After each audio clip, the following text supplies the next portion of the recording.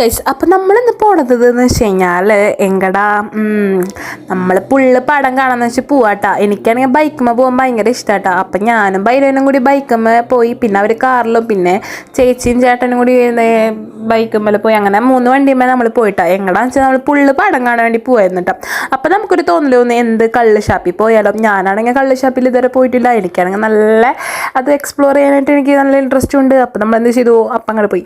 അപ്പം നമ്മൾ കള്ള് ഞാൻ കുടിക്കില്ല, പക്ഷേ ഫുഡ് കള്ള് ഷാപ്പിലത്തെ ഫുഡൊക്കെ നല്ല ടേസ്റ്റാന്നൊക്കെ പറയണേ കേട്ടിട്ടുണ്ട്. പക്ഷെ ഞാൻ കഴിച്ചിട്ടില്ല ഗൈസ്. അപ്പം നമ്മൾ എന്ത് ചെയ്തു, ഫുഡ് കഴിക്കാനായിട്ട് പോയി.